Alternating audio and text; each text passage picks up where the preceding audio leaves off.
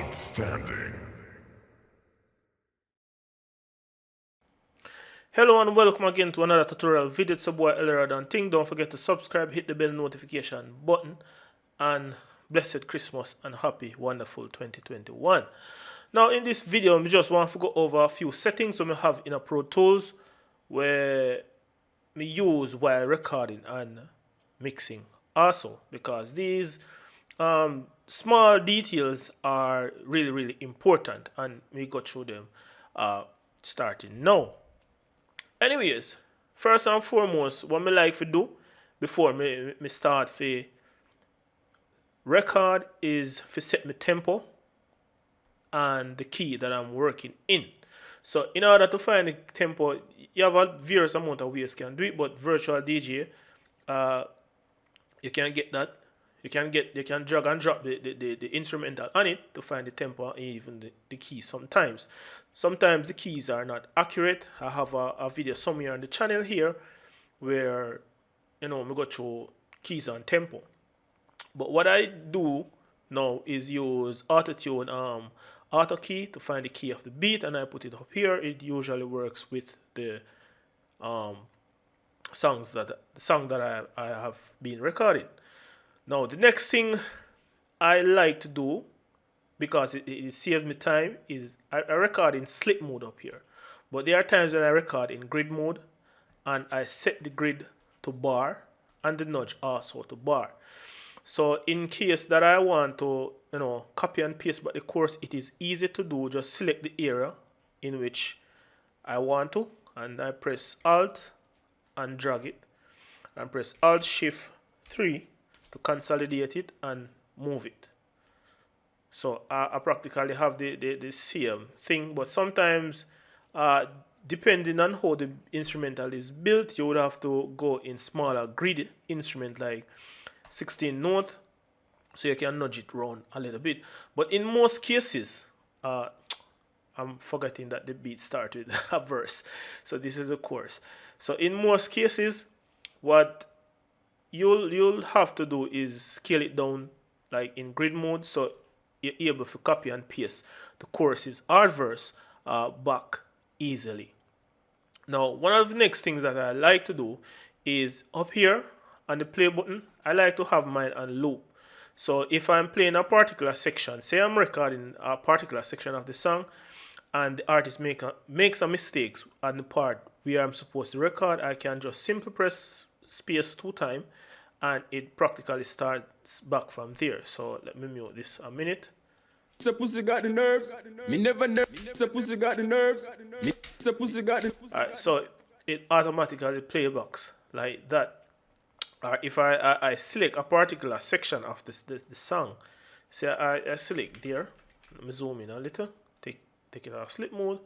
And just select this section of the song and the loop is on. Go and run up your fuck mode. Go and run up. It just loops like that. Moving on to the next settings I like to have mine on quick punch. Reason being, sometimes, say for instance, this part doesn't do good and the artist want to, in most cases I would tell the artist to sing with the actual song to catch back this section in real time for a better performance. So what I will do is play it and press Control Spacebar R3 on my keyboard to punch it. So it does not stop or anything like that. It just punch and start record. So that's why I like to have quick punch here. Now another settings that I like to unmute clips I have enabled is direct monitoring. For me, I don't have a UAD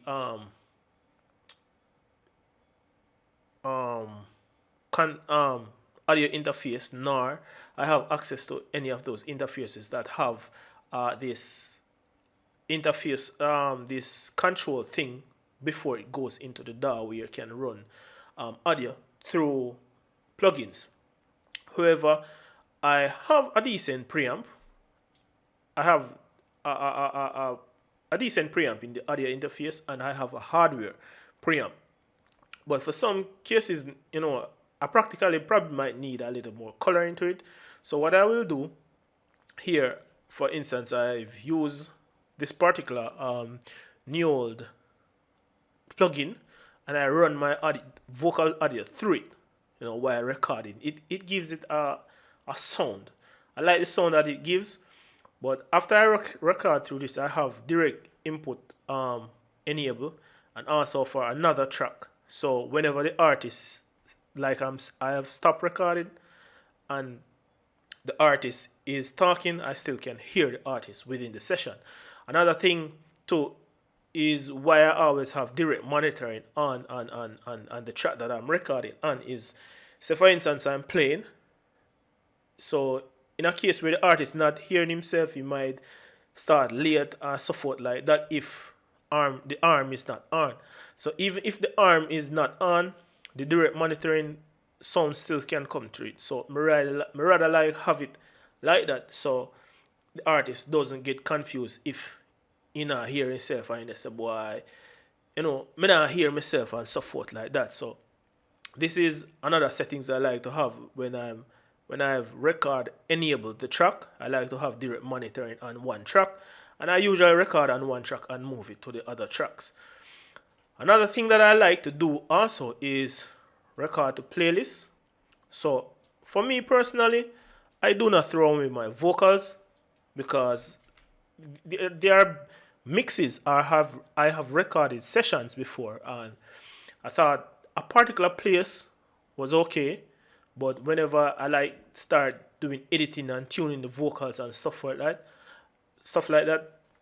I tend to find that sometimes there are better performances of places within the vocals. So I have a tendency to save the vocals that I'm recording. Sometimes just delete some part, whatever the case may be. But majority of the time, I save vocals like this. So I like record it on one track, and the track that I'm putting everything to is normally at the top.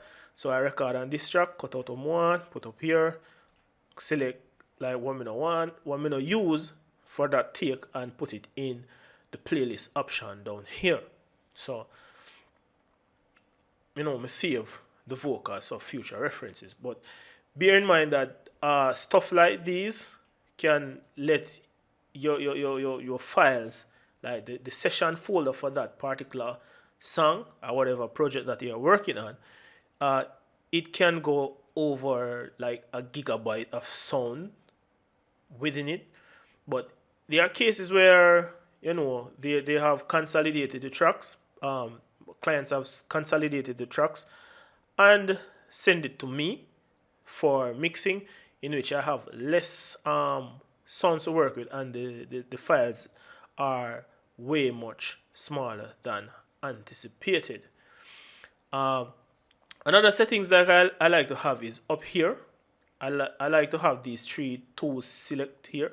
So in order to select it, you have to click around the bar here, as you can see where my mouse is. Click on the little bar to select these three tools together, because they work handy. Up here you get the cursor tool, here you get the move tool, and I think you can get another tool. You can see the clip, that always on it. Sometimes they are turned off for some reason. I like to have these three here. I can't remember the name right now, but I have an engineer friend that always have it on this for some reason, and turn off this. But for some reason, I don't really get it why I'm doing it, and me never really try to understand. But me like to have mine on this, so anywhere me click, it cursor goes there and start play there or loop back from there. So kind of more handy there. And me turn off the countdown and the metronome. Sometimes me leave the settings as is. But another thing, like me like have all of my tool up here. Me just right click here and select all, and all of my tools are here. Up here where the numbers are, I build beats, so more time, I'm counting bars. So I like to have minutes and bars, because artists tend to ask how many minutes I'm into the song or whatever the case may be, but the majority of the times I'm reading it in bar. So what I like to have here is mine on my hide sub. Normally would I see either samples here, bars or the time. I like to select mine and put show sub and have the top one for minutes and the lower one for bars and beats. So whenever I'm looking and I say to the artist, you know, say I have 2 bar leave back or 3 bar, or you know the first 4 bars of the actual section of the song, could have been verse or chorus, depends on how the song is structured. You know, we're able to count and know how far the artist is within the song or that particular section of the song after I find the vocals. So bear in mind that different instrumentals are written different ways. So the most typical way is 8 bars beats for dancehall, but there are times when other beats are written differently. So like this one, because this one have a 4-bar intro, put it on the grid. You have a 4-bar intro. Let me zoom it in. So you say 1, 2, 3, 4-bar intro, and 8-bar verse. And go into the chorus, yada yada yada. So those are the settings I like to have while recording and mix and edit. So those are the settings that I use, and that is how I use them. And another thing that I tend to do is, there are times when I'm editing vocals, I like to go to playlists and make a copy of the original one that I have, should in case, because there are times when I do destructive editing, like doing this here and going to Audio Suite and clicking some sort of something here, you know, and editing it. That is destructive editing. So there are times when I do destructive editing or sending the audio file outside of Pro Tools for some audio repair and stuff like that. You know, we tend to do destructive editing from time to time within certain sessions.